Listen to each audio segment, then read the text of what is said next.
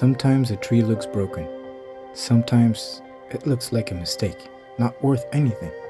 Odd swellings, inverse taper, unnatural lines. But what if these flaws were actually its greatest strengths?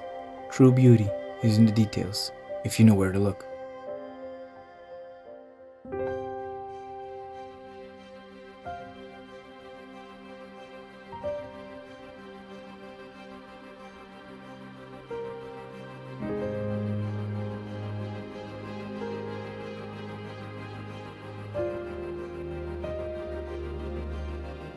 Nature's imperfection tells stories. This tree has lived through struggles and it carries them with pride.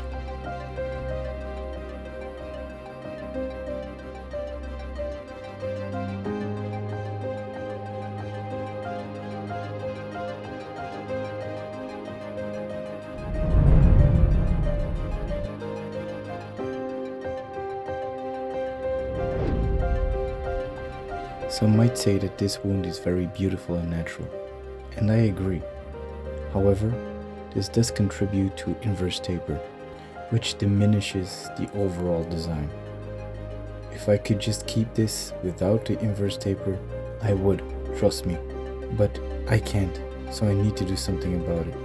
And the best thing I can do is make it into a beautiful Deadwood feature, and at the same time I'm going to improve the line base to tip, which will enhance the overall design. Now the branches might seem long and leggy, but there are already buds growing on the inside, meaning that in a year or two I will be able to regain my proportions and really enjoy this tree. Although I really like this natural feel, I know that it's for the best. I will be using gin tools, gin pliers, as well as razor blades to get rid of the bark and create my better line. You basically only need something flat and strong that you can wedge underneath the bark and then pull away.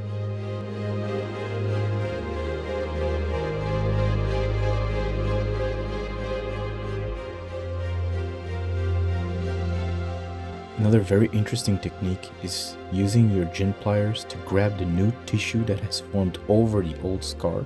Because the new tissue has grown over the old tissue, this will pull away very easy, making it a great technique for the first step. In nature, Deadwood is shaped by time, wind, rain, heat, cold, maybe fire. Here, I guide the process with a little bit of technique and a lot of patience.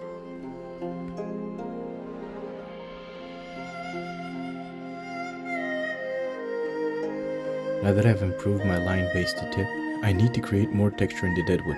First of all, because you can see that this is young wood, and second of all, because we want the younger wood to blend with the older wood, as if they were one from the beginning.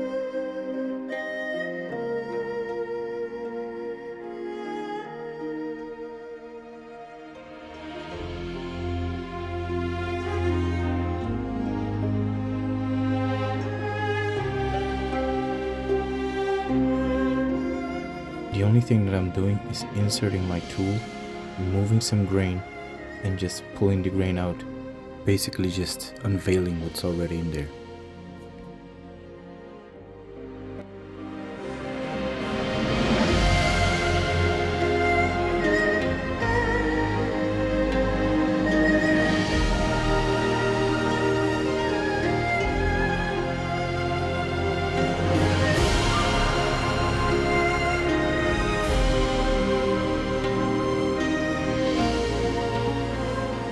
By repeating this process over and over again in the same line, I will be making the grooves deeper and deeper and showing more and more of the ancient lines or the ancient fibers in the wood, making it blend in with the old.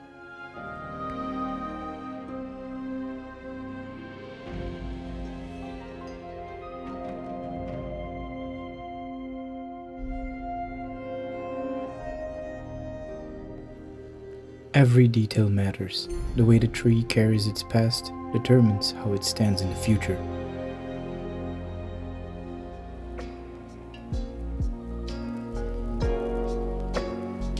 In nature, Deadwood tells a story. It speaks of storms, of survival, of time itself. In Bonsai, we don't just shape trees, we reveal their past and carry them into the future.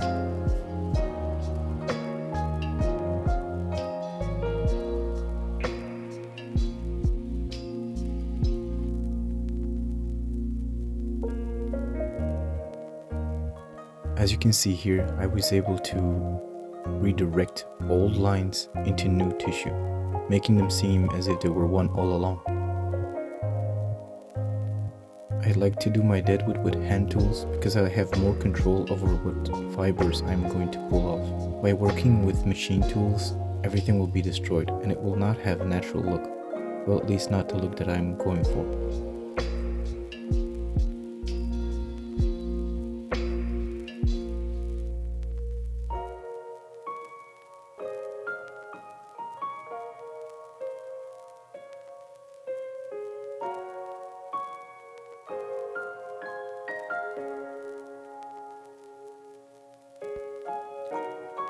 By using a torch, I will get rid of all the loose fibers and give it a more aged appearance. This will also blend the two colors together, making the young wood look old and the old wood, well, blend with the young wood. Next, it's important to use an iron brush. This will get rid of all the soot and it will contribute more to the blending of the colors. I will also be doing some preliminary wiring. This is as far as it can be from a styling. This is just to put my buds in a photosynthetic efficient position, and I will be putting some movement or some direction in branches here and there just to make sure that the future is set. When wiring, I must be really careful for these buds. This is the future of the tree. If I remove these, I'll be set back for a couple of years, so I'm going to be extremely careful. And I'm going to use my two hands as good as I can.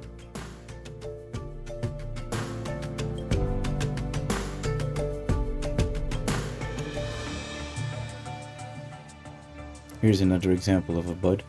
As you can see, I'm going to use both of my hands, making sure that there is always contact, really grasping the wire. Here, I'm grasping the wire really tightly so I have full control with my off hand, and I'll be wiring with my wiring hand. This is extremely important because we do not want to knock the buds off.